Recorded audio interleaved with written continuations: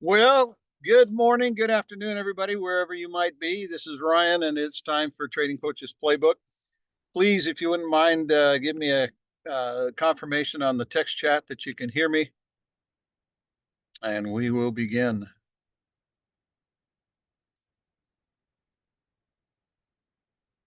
Hey, Brenda, how are you?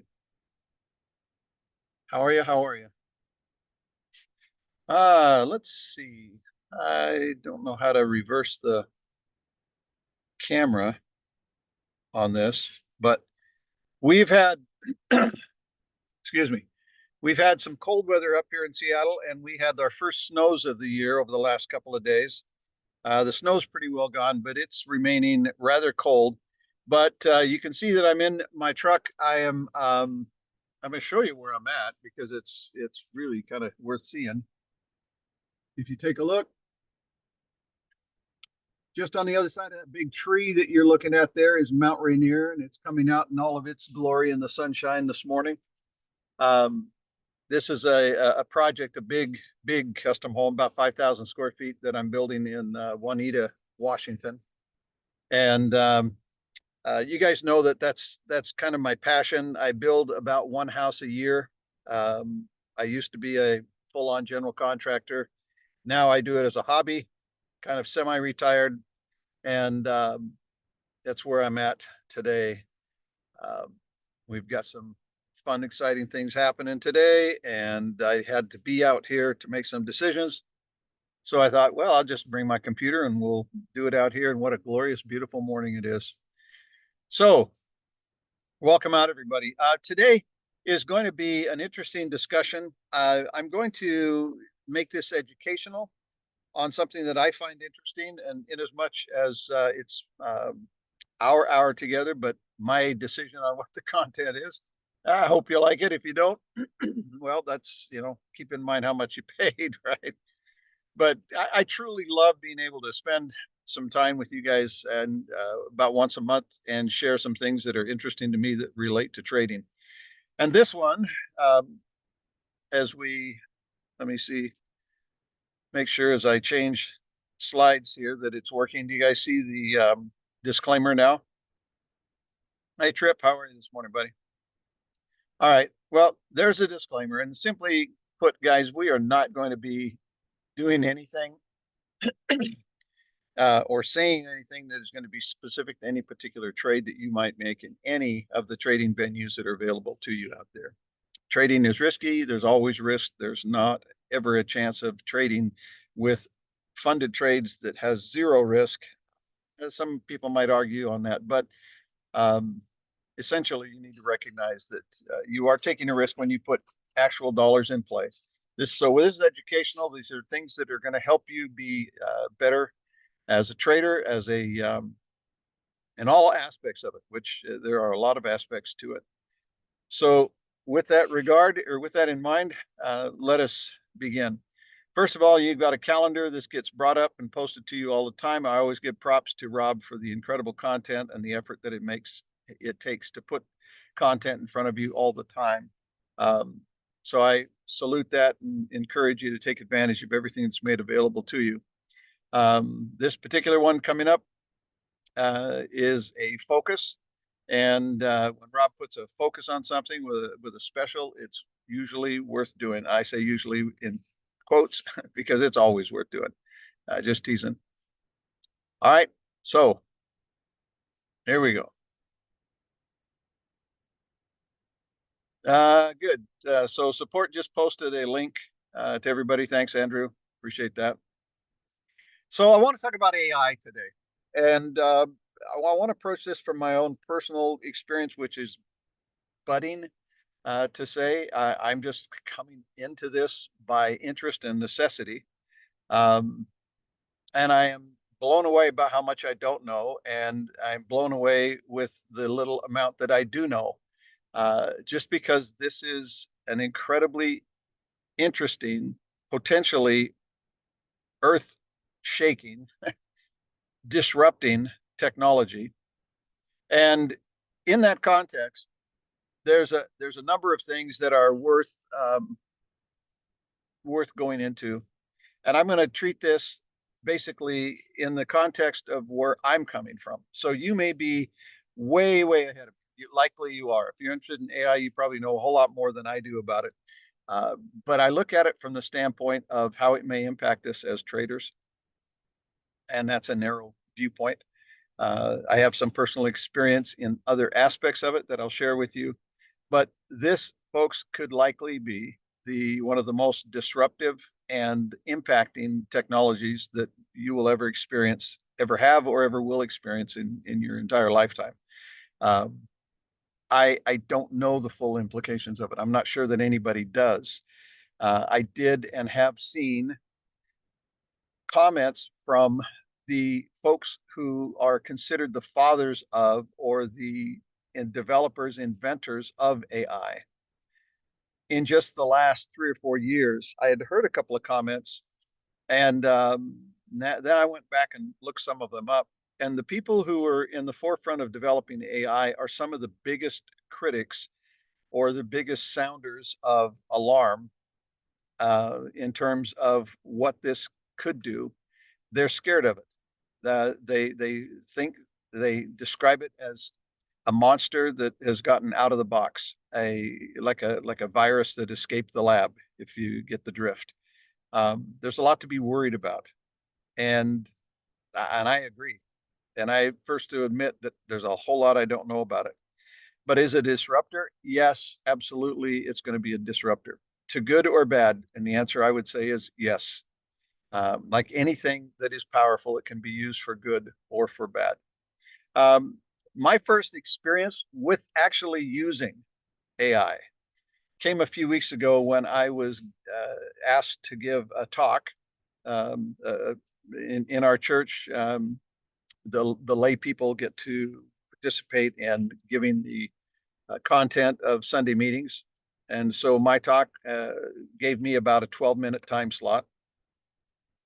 And with some things my brother had been telling me, um, I decided, well, I'm going to check this out. Now, our church has actually said something about AI, saying this is a powerful tool and it can do some powerful things, but be careful about the way you use it.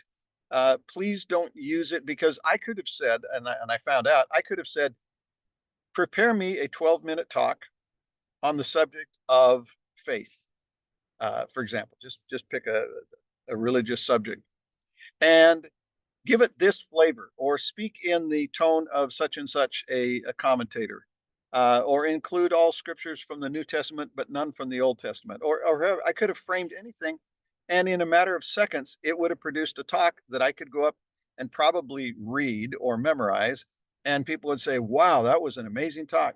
Yeah, and I did nothing. I had AI do it, right? It's possible. It's very possible. And so what they've said is, yeah, you can, but please don't, because it takes away your own opportunity to get inspiration and to put your feelings and your thoughts and to do some work, some homework in it.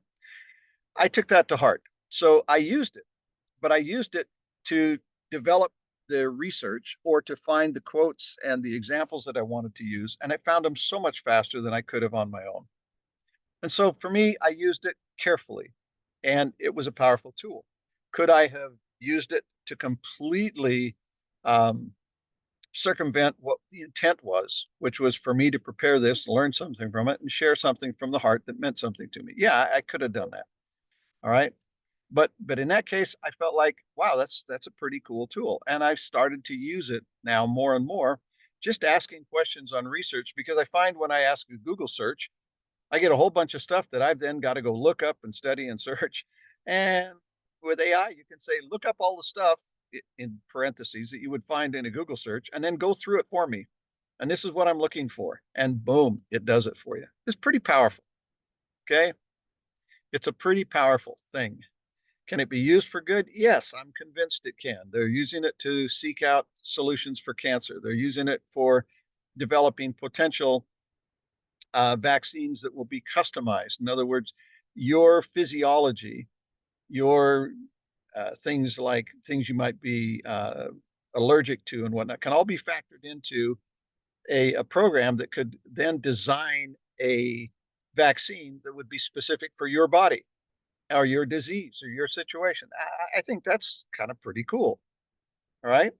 So this is an introduction to this. When I first came into the trading world was in 1998. Boy, that doesn't seem like long ago to me, but when you start adding up the years, holy smokes, that's 26 years, 27 years ago. Okay. One of the things that was talked about was a black box trading system. In other words, a program that could make trading decisions for you.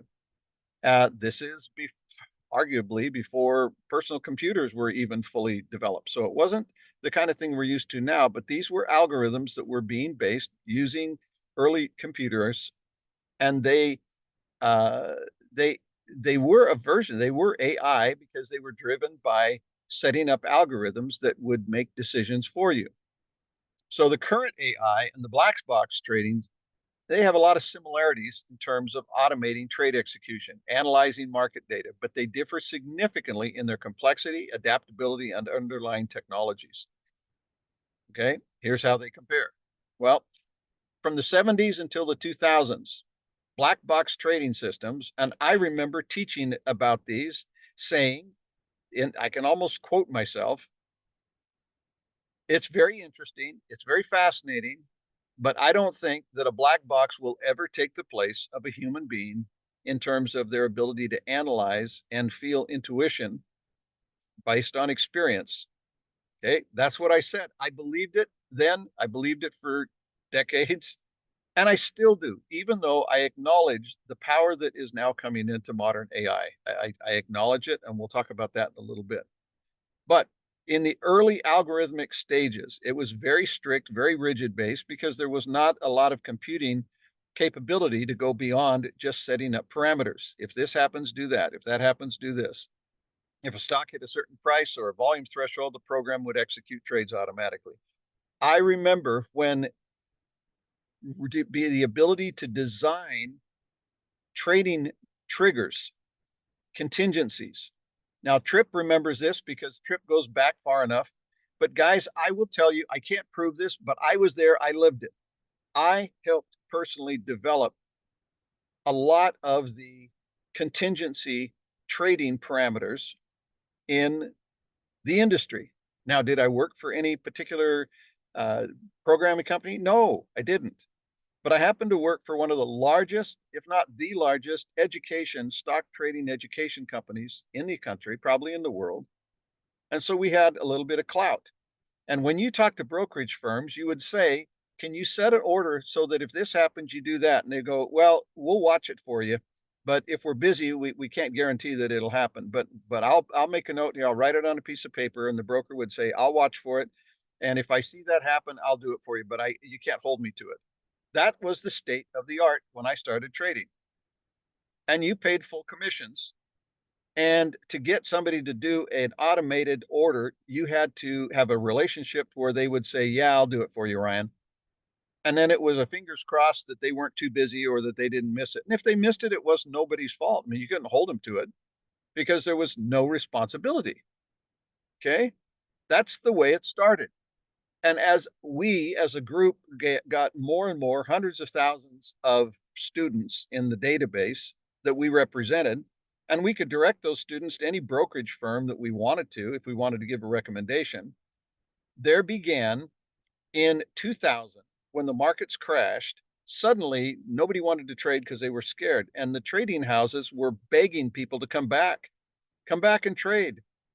And where we had been barking up the tree, making noise saying we need contingency orders, and we weren't getting much cooperation from especially any of the major brokerage firms.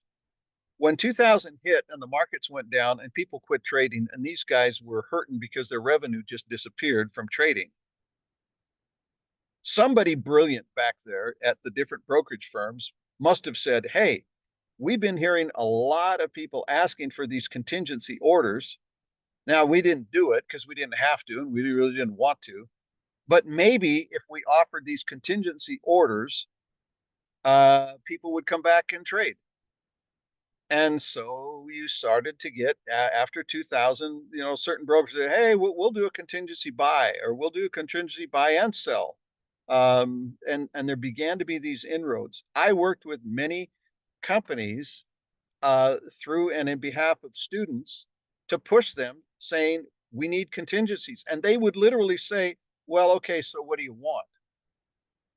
And I'd say, are you serious? Well, yeah, tell us what you want. And so we would lay out, well, I want the ability to say, if this happens, then do that. If that happens, then do this. If this happens, do this, and then do that.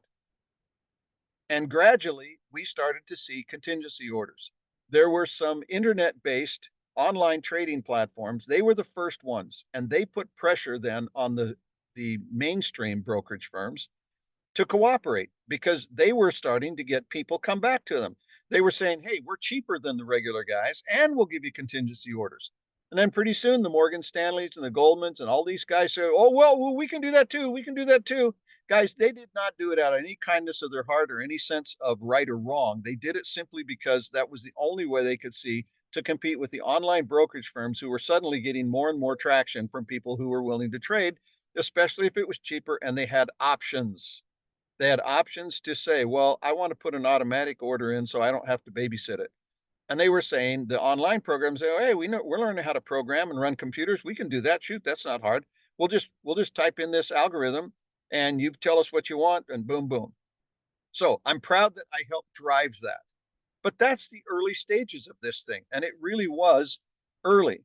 The high frequency trading in the 90s, firms like Virtu Financial, Getco, they first developed ultra-fast trading systems that took advantage of millisecond price movements. In other words, the development of the computer started to get more and more options in making quicker decisions and being able to program alternatives and options. And the more options, the more variables you can compute, the better off you might be. And so this became the thing to do. And it drug the traditional brokers kicking and screaming behind the online guys that were out there blazing the trail. Early black box models could not adapt or learn from new data. The rules were hard coded in. They were simply yes and no type of responses, and they didn't have the ability to calculate and do machine learning. Right? They were very, very heavy related or heavily dependent on back testing. Okay. And that's all they could do. All right. Here were the limitations. Yes, they had faster execution and efficiency, reduced human errors and intervention. When you had a broker that had to remember that, oh, yeah, my client wanted to do this when this happened. Oh, shoot, it's already moved. Well, look, let's go ahead and do it. And we'll tell them we did the best we could because we were busy. Okay. My gosh, guys, you don't probably know this. Trip, I think you go back far enough. But my early days going and visiting the Chicago Board Options Exchange, I would sit there and watch. The first time I went there, I watched the system in fascination, how cool it was. You had places that had old telephones, like the wall telephones in the old kitchens, and they had rows of them stacked with chairs, and the phone would ring and a runner would pick it up or a broker would pick it up and they would write on it by hand. They would scribble as fast as they could on a piece of paper. They would turn around, wave their hand, and a runner from their firm would run up and grab the piece of paper and it would say, AOL 100 shares at such and such. And they would turn off and they would run. They would run through the floor of the Chicago Board Options Exchange to the AOL post, wave it around, get the attention of the floor brokers there, and say, I've got an order for 10 contracts or 5 contracts for AOL at this price. And the guy would say, it's not that price anymore. This is the new price. Ah, crap. And the guy would run back to the desk. They would hand the phone to the phone person who would then call the person back. It's now at this price. Do you still want to do it or do you want to bump up? Go ahead and get it now. All right. Send it to the runner. The runner would run all the way back to, can we get it at this price? And you go, yeah, you can get it. And then they would run back and give you confirmation and you'd make a trade and you'd get a confirmation a couple, 3 minutes later. That's the way it was.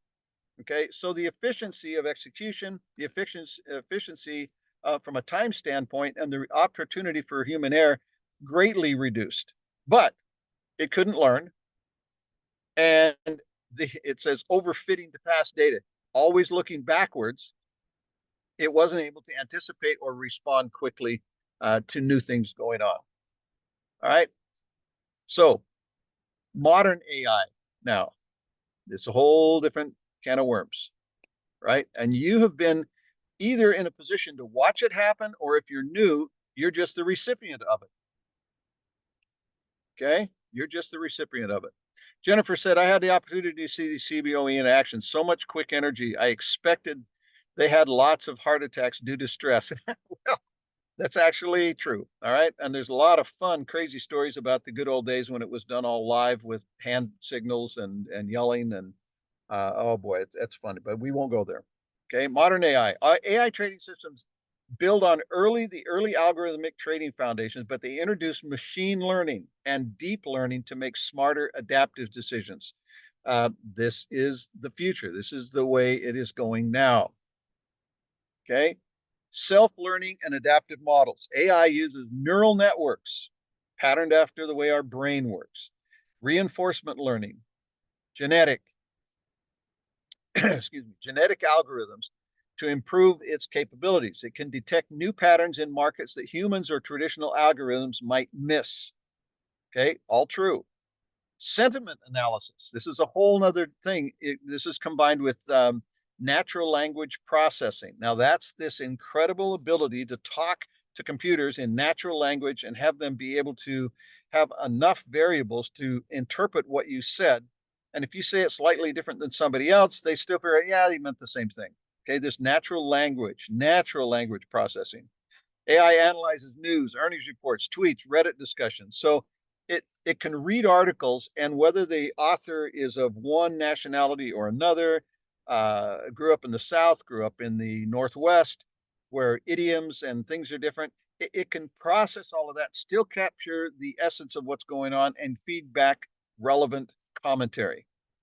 Okay, so it names a couple of firms that use AI to generate trade signals based on the ability to sort through a ton of diverse sources of information.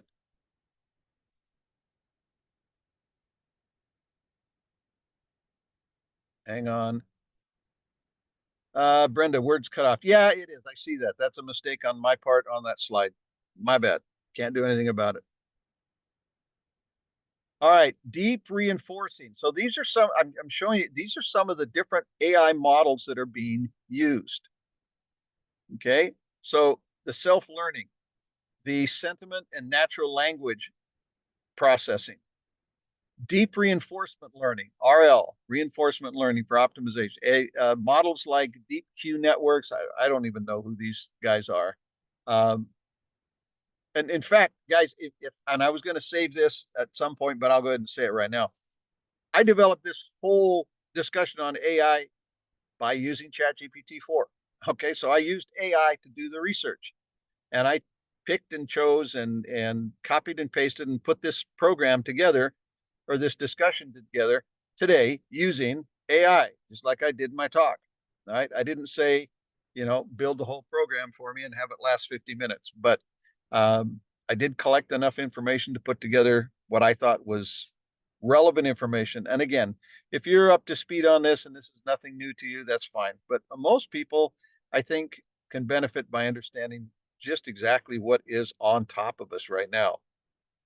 Okay, AI models like DeepQ and proximity or proximal dynamically adjust trading decisions based on risk reward trade-offs. Okay, so this is another element of it, of using the risk reward prioritization. So you now take all that information and then you plug in a prioritization for risk and reward. And I've told you guys, the risk and reward, the risk management is the most important part of any trading discussion. You take all the myriad of things that go into it. If you don't have risk management, you might as well not even bother. True. Okay. True. All right. High frequency trading. High frequency HFT has been around quite a long time. And 10 years ago, 10 to 12 years ago, when it really started to crank up, it was all about latency, which is how long it takes a signal to travel through the air or through a wire. And you had firms investing millions and millions and millions of dollars, moving their headquarters 2 blocks closer to the trading center than their competition, or 1 block closer, just because the latency in the signal, the time it took to go a block and a half or 2 or 3 blocks, could make a difference if their order could get there faster than somebody else's order. That's HFT, high frequency with proximity. That's another element that went into this evolution of AI in terms of high frequency. These guys literally are doing thousands of trades per second. Thousands of trades per second. And it takes a heck of a lot of computing power, and it takes speed in order for this to have a competitive advantage. AI predicts order book movements. What's order book movements? Well, that's all the orders that are stacked up on contingencies at the trading floor, and it studies the movement of those orders. So, guys, you can have an order in an order book. It's not executed. It's a contingency. It's sitting there, and somebody doing the analysis can be saying, "Okay, reduce that, reduce that." So there was 100 contracts in there that was going to trigger on certain conditions. All of a sudden, you back that off, and now you only want 50. Those little subtle movements in the order book before the trades actually happen are being analyzed by some programs, some of the high frequency trading guys, and they're making decisions based on what they think that means. If they're saying this trader and this trader and this trader are now shifting their book positions, ooh, that must mean fill in the blank, and then they set up contingency orders based on that. All right. Complex multi-factor models. AI-driven funds analyze thousands of factors, economic indicators, satellite imagery, hedge funds using satellite data predict Walmart to predict what's going to happen in Walmart. Guys, with this much computing power, it's anything you can think of. Anything. I wonder if we did this and this, and maybe that. But so let's experiment with it. You can experiment. You can do projections. You can back test and forward test, and say, I think this will work. And then you run the program, and if it seems like it works, well, then great. You modify it, adjust it, and keep working on it. Now, I ask, are there any programs that are actually making money? Got interesting answers. We'll go over that. Okay. Here's the limitations of new AI trading systems. The positives, they adapt to market conditions. They learn from real-time data, machine learning, which is also looking at psychological inputs, inputs from satellite imagery, inputs from book movement, input from the psychological profile of behavior, interpreting what the people in the market are feeling based on what is going on. It's crazy. It's anything you can think of, you can run a model on and test it. Limitations: computationally expensive. This requires high performance GPUs, cloud computing resources. In other words, you and I are not going to be able to take advantage of it unless you're working with somebody who has those capabilities. Okay, a little hard to do. Black box complexity and explainability. Even developers sometimes don't know why AI makes certain decisions. And that's a whole other discussion, because when AI, quote unquote, becomes self-aware, we're talking about Skynet and, you know, Back to the Future, what's some of the names of the other sci-fi movies where art imitates life and this way it predicts life. The idea that the computer becomes self-aware and then becomes out of control. They're already experiencing the precursors of this, of what people have developed movies about as the fear. And this is also one of the big fears of the people who developed AI, is that it is going to get to the point where we can't control it. That's the scary thing. So even now, developers can't know or can't figure out why AI is making certain trades, why it's making certain decisions. It's starting to make its own decisions.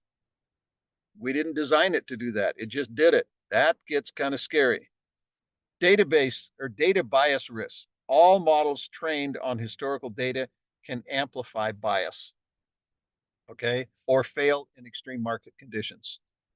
Guys, it's still, in the end, at this point, it's still a machine. It'll always be a machine. It may be a really fun, complicated, very complex and very capable machine, but it's still a machine. Okay. And let me keep track of messages. Tripp says, I read a story a few days ago about an AI system that replicated itself. Yikes.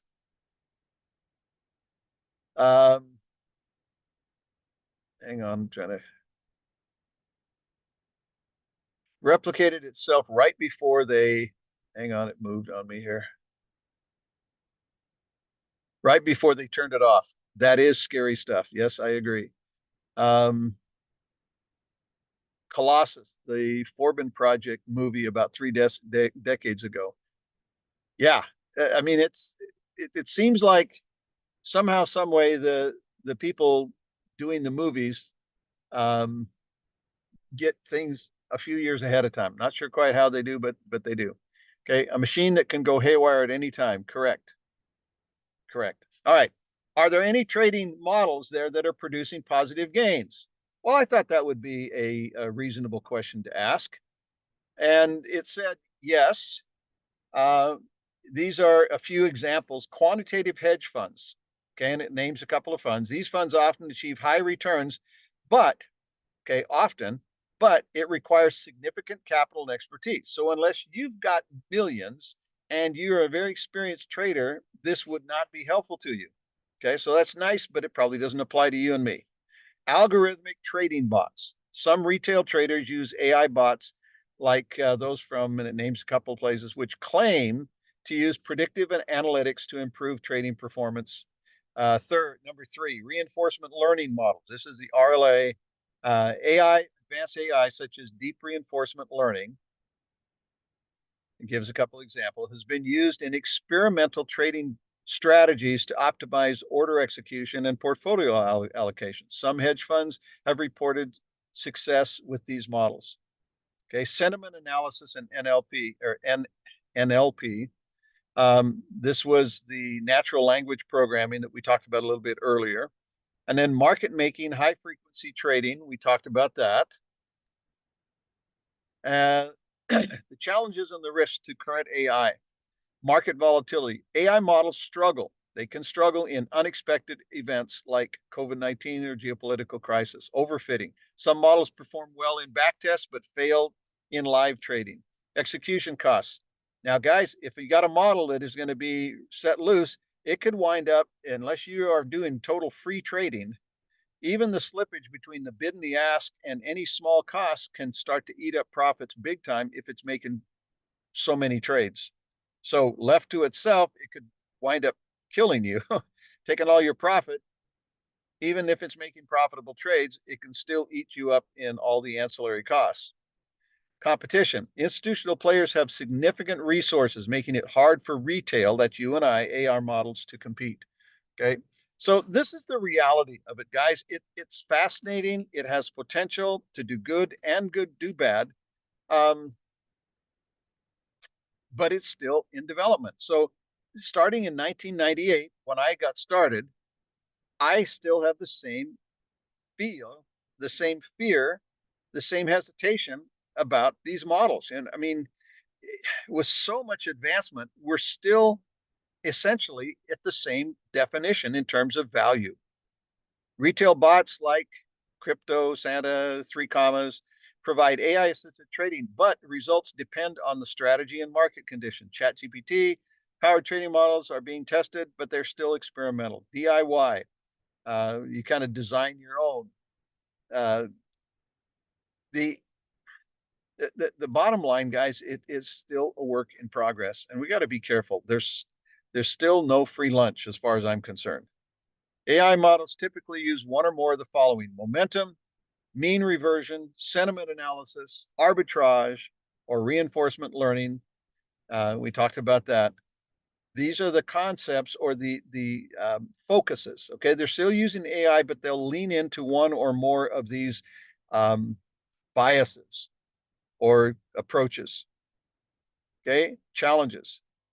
AI models trained on past data may struggle with sudden market changes. Slippage in execution.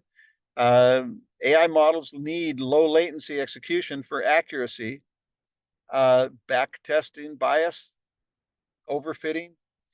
These are the things that, as we talked about, are showing that it is still a work in progress and we need to be careful about it. That's all. We need to be careful. Now, one last thing I want to talk about. There's been a lot of hullabaloo over the last couple of 3 weeks since the first of the year. In January, DeepSeek was opened up, and in less than 3 weeks, there were more subscribers to DeepSeek in the U.S. than the Chat GPT. Okay, Now, it jumped on the market with this headline that this fellow who had developed a financial version working on financial AI stuff in China put together this DeepSeek. He did it with $5.6 million and a whole bunch of NVIDIA chips. And it sounded like, oh my gosh, this shook the whole world, especially the AI world, because it usually can take up to $1 billion to fully develop out an AI program and literally thousands of GPUs. Okay. But here was this huge AI operation coming out of China that claimed that it only took 5.6 million and a whole bunch of cheap NVIDIA chips. And wow, we've got, a world class um, AI model. Okay. That was the story. Then little bit starts to come out, little research is done, and suddenly the claims are coming out going, whoa, whoa, whoa, whoa. Maybe not quite so fast. So here's what they claim. Efficiency. DeepSeek asserts that its model achieves performance comparable to top tier AI models. So it's not saying it's better than anything out there. It's saying it's comparable while being more resource efficient. Okay. It doesn't take us nearly as much power. It only took us 5 million to develop it, and we can use cheap chips and yada, yada, yada. It's open source. The company emphasizes dedication to open source development, making models accessible to everybody. Isn't this wonderful?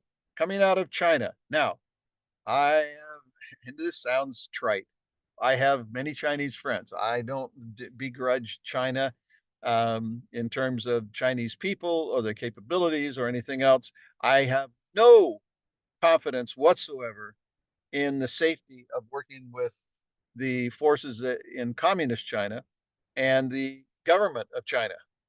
And to think that something this big is not connected to the hip in China, I think is foolish. All right. And why is it being made available? Guys, if there's something afoot with this, then it makes sense that they would make it a value or available to everybody. Okay. It would simply make sense because they would want everybody using it in order for it to have a wider audience to do whatever they are hoping it might do. This is not just a philanthropic venture, especially coming from where it came from. So now, as research and digging is done, we start to get a little more information. The critical concerns, biases, analysis have identified pro-Chinese bias in DeepSeek's outputs. Guys, the whole idea behind an AI is that it is a machine that is not biased. It simply crunches numbers. But they're finding that it is filled with biases, especially anything that would have any negative association to anything in China or anything relevant to things that might not look good or hint at any difficulties with the values or the motives behind why it is being given out here so prolifically and free, right? They are finding bias in it a lot. Powerful, yes. Data privacy. Experts highlight concerns regarding data privacy and the need for AI models to be tailored to specific enterprise requirements. I went through ChatGPT and I challenged ChatGPT about its privacy and how that works. And guys, I'll tell you, I have learned from my brother, some relatives, and his wife that when you get an answer from ChatGPT, if you're not sure about it, challenge it. My sister-in-law has challenged several times and said, that's not right. I read such and such, da, da, da, da, da. And ChatGPT would come back and go, well, looking back over the information, it appears that you're right on that. I appreciate the correction. We will make adjustments. I am, after all, still a work in progress. That's what ChatGPT said to my sister-in-law. Okay. So you can challenge and make them look harder. I got a summary on a couple of items that I thought was too shallow, and it did not reflect things that I had heard that were contrary to that. So I said, this seems a little bit biased to me. I've heard about this and this and this and this. What do you think? Or what do you have to say about that? ChatGPT came back in like 2 seconds and said, well, actually, you're correct. There are complaints on the other side, and here are the references to that. And I'm thinking, well, why didn't you, was my question too general? Why didn't you bring that up the first time? So guys, please be careful. Brenda says, what's ChatGPT and what does it mean? ChatGPT is an AI, open AI form for the general public. It was developed by a company called OpenAI. It is the name of a AI bot that you can use. You can download it yourself, ChatGPT 4. There's a whole bunch out there. Your Google is now an AI. Uh, um, Bing, for uh, Microsoft, they've got a AI helper. I forget what they call it, Pilot or something. But everybody's trying to pick up their own version of AI to help their clients have a better experience. ChatGPT is kind of the vanguard, the tip of the spear. And this DeepSeek from China is a direct challenge to ChatGPT. But you can download it and use it. I suggest you do, just so you need to get to understand what this AI is all about. And that's the best way to do it, is to download it and start experimenting with it. Okay. Ethical consideration. Discussions have emerged about the ethical implications of using AI models influenced by specific governmental regulations, which may affect the objectivity of the information provided. And that, again, is my big concern. It always has been. Now, ChatGPT, for the most part, from what I can see, is neutral. If something comes off and I think it's a little biased, I'll challenge it and I get the rest of the story. But it makes me wonder, did I not phrase the question right? Or was the summary that it provided just a little too quick? So let me explain real quick. Elon Musk has the largest computer in the world as of 2 weeks ago. He just announced that his engineering team had just completed, Brenda, had just completed downloading every library in the entire world. Every library from every country, every ethnicity, every background, every little burg or little library in the world has been collected and downloaded into his computer. That is a foundational basis for arguably the next and perhaps the best AI, because it has access to all the information in the world that's ever been produced. So, Brenda, if you ask a question about ants or anything about how they make plastic packages for beef jerky, I mean, anything, it will, within seconds, search every bit of information that is available out there, summarize it, use natural language interpretation, and give you a subjective summary. Now, there's a whole lot behind it, and you can say, tell me more about that. Or if there's one thing about how they put the letters on the plastic, you say, well, tell me more how they print letters on plastic. And it will instantly give you everything, as opposed to a Google search, which will give you a bunch of references that you then have to go look up and you have to study them. The AI, the ChatGPT, will search everything for you and come back and give you a normal language summary. And I suggest that when you get those, you assume that this is the very tip of the iceberg and go dig deeper. Say, well, tell me more about this. Tell me more about this. Well, where'd you get that information? How come I've heard this instead? Or has anybody ever challenged this? And you challenge it, use it as a tool, and it will just keep digging through this huge library of information and coming back to you speaking as if it's a person, not just dumping data references like Google. Okay. All right. Alternative cost estimates. So this is talking about this DeepSeek. With a little research, semi-analysis report, a report by semi-analysis estimates that the DeepSeek total server capital expenditure was 1.6 billion. Well, they said it was 5.6 million. That's a little bit different. Approximately 944 million allocated for operating GPU clusters. So they're saying, we did this for 5 million and with a bunch of cheap chips. Yeah, okay, that's a nice story, but is it really true?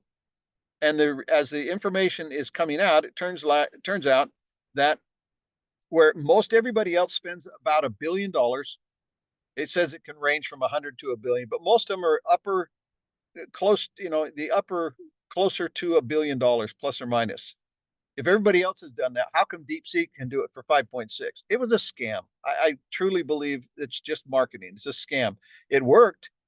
It made it popular and everybody wanted to try it because it was unique. Hey, this is a huge, it's as good as anybody out there and it only costs 5.6 million and you can download it for free and you can have the best of the best for, yada, yada. It's a story. Okay. These findings suggest that the true costs associated with developing and operating advanced AI models like DeepSeek R1 may be substantially higher than initially reported. Potential users and investors should consider these factors when evaluating yada, yada. Okay. Guys, that's the bottom line. So it's probably coming, meaning AI trading, AI everything. But when it comes to trading, guys, the black box is still in development. And be careful. I have seen a ton of internet, out there on Facebook, on YouTube. There's a ton of people saying, I've got an AI trading program and it's magic. And guys, basically, it's the same story that everybody's been hawking for the last 20 years or last 10 or 15 years anyway, using the internet to, my trading program is special. I'm better than anybody else. Now that I've got AI and because of AI, I'm better. And here's my results and yada, yada, yada. Guys, there's no free lunch. Just be careful. It is really, really tempting to think that somebody is going to give you a free lunch or somebody's got a secret and they figured it out. And all you got to do is pay me so much a month and I'll share it with you. It might be true. I don't know. I don't know. But to me, it's the same old, same old. I don't see much of a difference from my early days with the black box to the current AI now. Yeah, there's differences, but I'm still cautious. All right. Is it coming? Will it actually happen? Probably, probably. But now you know more than you did, I hope. And I hope it was of some value. It's still in your best interest to develop your trading skills, guys, and to use AI to augment or assist, just like doing the talk. It was helpful to gather the information that I needed much faster. It saved me so much research. But in the end, I still picked and chose and moved things around and gave a talk that everybody said was a wonderful talk. And I'm grateful for that. And I'm happy that AI helped me do that, perhaps better, certainly with less work and effort and worry, right? Because it was good stuff. And I put together some really good stuff. It just was easier. That's all. It was just easier. Brenda, how do you know which AI system to use that is safe? I don't know the answer to that, Brenda. I do know that I'm very questionable about anything coming out of China just because. Um, and when the people who developed AI are scared to death of it, I'm just going to be real careful how I use it. And I tell you what, in as much as it is searching broad databases of everything that's out there, or at least everything that has access to, I would challenge you to just use it more um, uh, aggressively. In other words, challenge it, make it own up to what it's saying. If it's saying something, say, can you show me the reference on that? And you can do it. You can challenge it. You can say, show me the reference. Okay. Does anybody disagree with this? Who out there is challenging it? What's their position? And it'll bring everything out. What we know is that there's some biases that will hide information on this new DeepSeek thing on certain areas. And if they'll do it on certain things, who's to tell you that they won't do it on all of them? I haven't heard or seen that complaint with ChatGPT, but it's already out there proven with this DeepSeek. So just be careful. Just be careful. Um, let's see. Trip says black boxes make me think of one of Brandon's favorite phrases. It works right up until it doesn't. Yeah, I like that. Okay. Brenda says I'm questionable about it. Well, yeah, you should be, but that doesn't don't let us stop you from trying it. Try it out. It's pretty darn fascinating. All right, guys. If you have any questions, you can holler right now. Otherwise, we're gonna wrap this up. I'll let you get on with your day. Thanks, Kevin. Appreciate it.